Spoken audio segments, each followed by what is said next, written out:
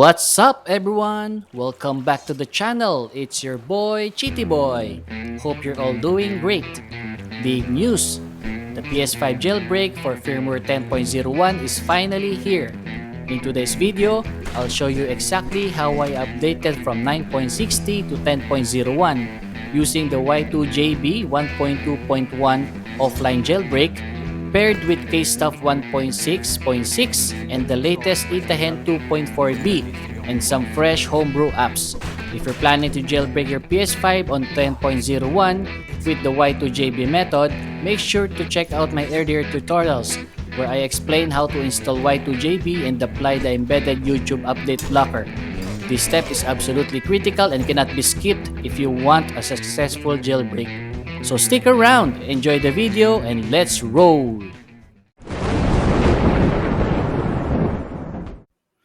Locate the system firmware version 10.01 and click download.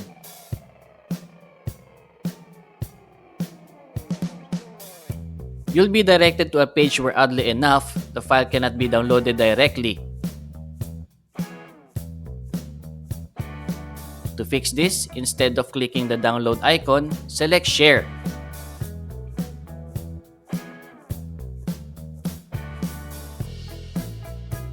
Copy the link, open a new browser tab, and paste the link there. This will take you straight to the update file. Simply tick the box for the update file and you'll be able to download it directly. Step 2. Prepare the update file. Find the file you just downloaded and create a new folder named PS5.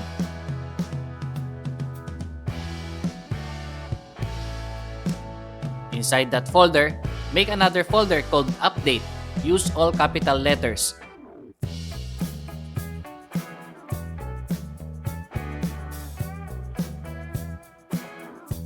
Copy the update file into the update folder.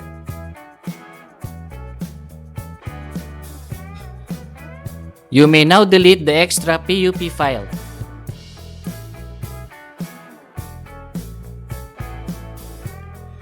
Step 3. Prepare the USB drive. Insert your USB flash drive and make sure it's formatted to exFAT. When updating the PS5 System Software, the drive must contain no other folders, only the PS5 update folder with the update file inside. Once you've confirmed the USB flash drive is properly formatted to exFAT, simply drag and drop the PS5 update file onto the drive.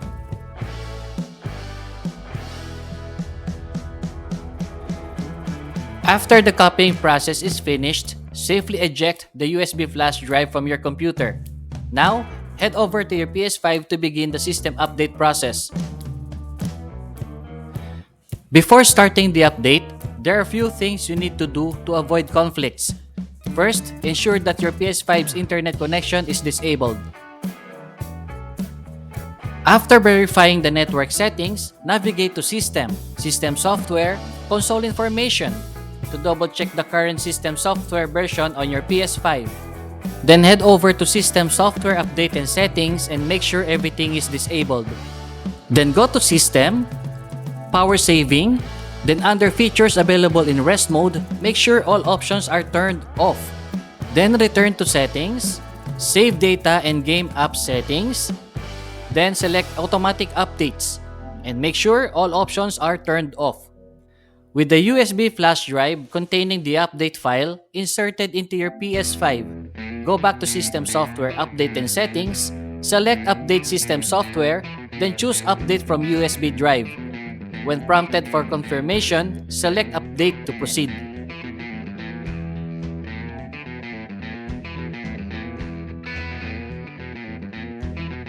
During the update, your PS5 will restart several times. Be patient. Don't press any buttons or touch the controller. Simply allow the update process to finish on its own.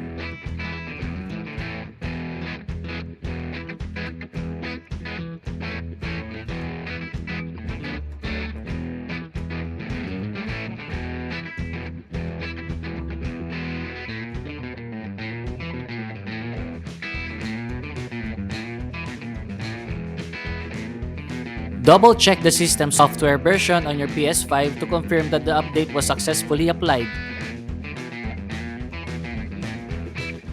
To those who did fresh install of the Y2JB and updated to 1.2.1, you can begin following the tutorial from this point. Start by downloading KStuff 1.6.6 by Echo Stretch. Big thanks to Echo for this release.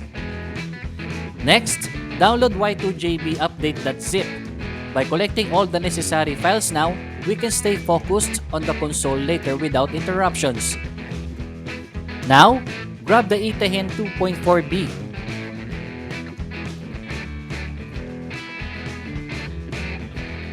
Then download the latest items flow version 1.13.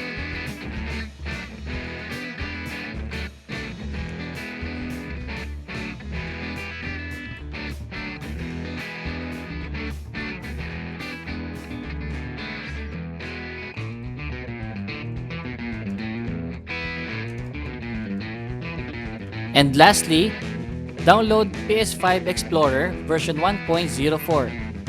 With your USB flash drive already formatted to exFAT and all required files prepared, open the Y2JB update zip folder, then drag and drop the PS5 autoloader folder directly onto the root of the USB flash drive. And inside the PS5 autoloader folder, drag and drop the KStuff.l file and delete that FTP serve PS5L file. Open the autoload text file, delete the entry FTP serve PS5, and replace it with KStuff.elf. This ensures the autoloader will run at the latest KStuff compatible with System Software 10.01. Then go to File menu and save it. We have finished the first stage.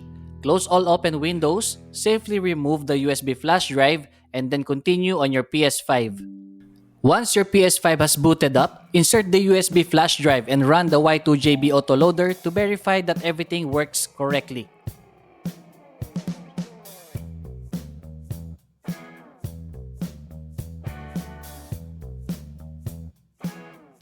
Great! KStuff is running! Now we'll set it up to work alongside etaHEN 2.4b, which uses a different method. For now, shut down the PS5 and return to your PC. Open the PS5 autoloader folder, delete KStuff.elf,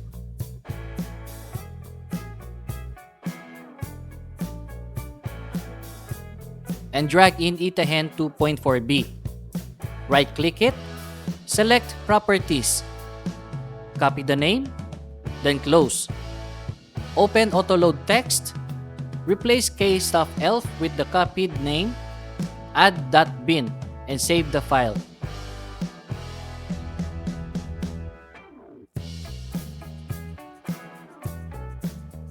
Go to the root of the USB flash drive.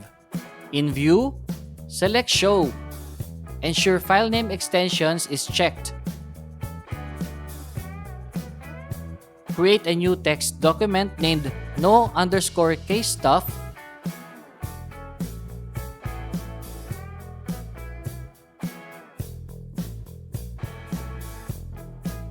and press Enter. Confirm the pop-up. Finally, drag and drop all your homebrew package files onto the USB so everything is ready for the PS5 in one go.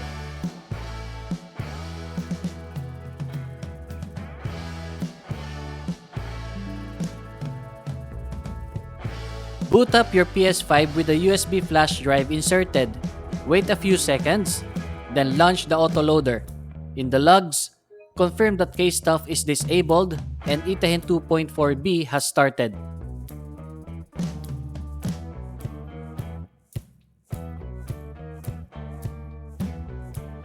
I want to take a moment to thank Lightning Mods, Echo Stretch, and all the other developers. You're truly awesome. Keep the USB flash drive inserted. Don't remove it yet. To bring back KStuff, we need to connect to the network and fetch the latest version online. This process only needs to be done once. Afterward, you can restore your previous primary DNS and disable the internet again. Start by setting up a connection. LAN is recommended. Go to Advanced Settings, DNS Settings, switch to Manual. And in primary DNS, enter 127.0.0.2. Press R2, select OK, and connect.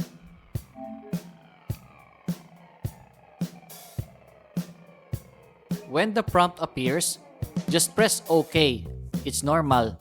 Highlight your active network connection, press the Options button, and select Advanced Settings. Go back to primary DNS and change it to 62.210.38.117. Press R2, then select OK to connect.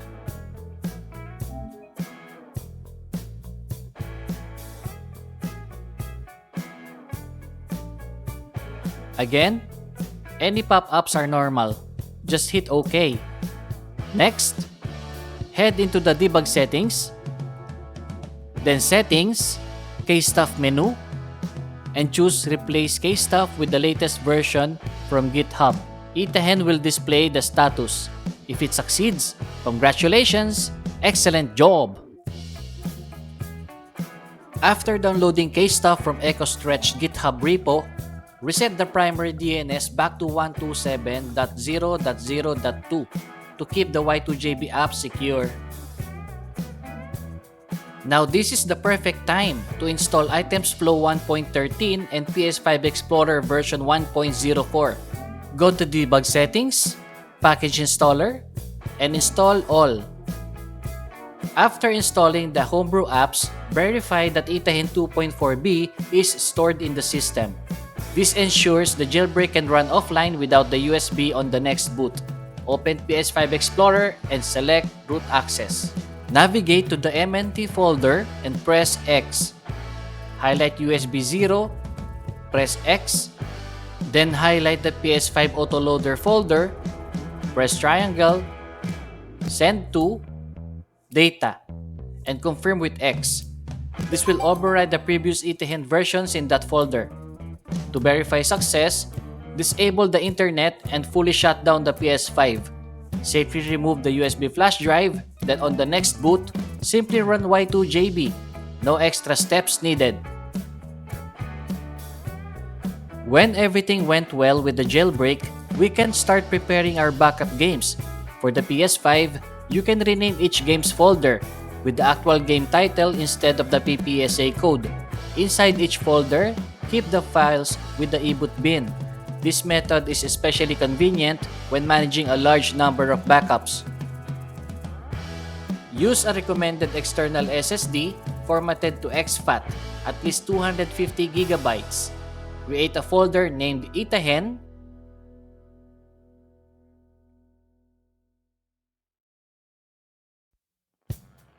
and inside it, make another folder called Games.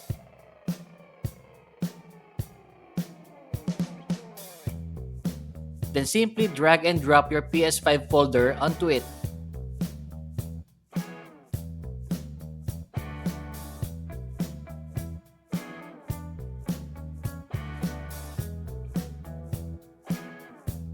For PS4 backups, it's very straightforward. Just drag and drop them directly onto the root of the external SSD. Now let's head back to the PS5, run the jailbreak again, and begin testing the setup.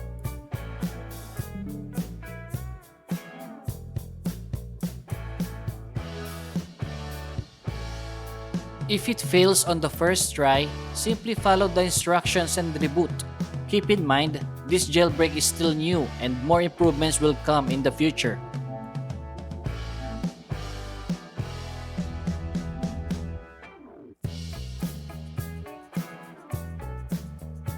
Success came on the second attempt. An offline jailbreak for PS5 10.01 using one-click Y2JB 1.2.1 with the latest KStuff and etaHEN running. I tested the Avatar Changer app and it runs successfully on a PS5 system version 10.01.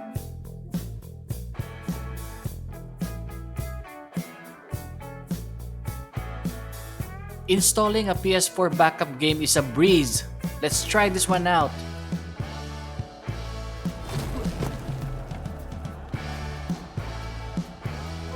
I tried out one of the recent PS4 games and the experience was absolutely awesome.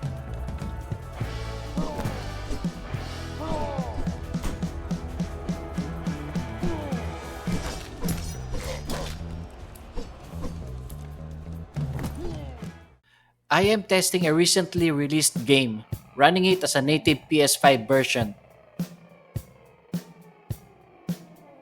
PS5 games playable as well, cannot complain. The bug that I have posted a while back is unfortunately still not fixed. It occurs when you enter Webman games. All titles from the external SSD are visible at first. But after going into the package installer and then returning to Webman games, the external SSD games disappear, leaving only the internal ones displayed. For now, the only workaround is to reboot the console, run the jailbreak again, and focus on playing PS5 games while avoiding the package installer. Installing and playing PS4 backups works completely fine without issues.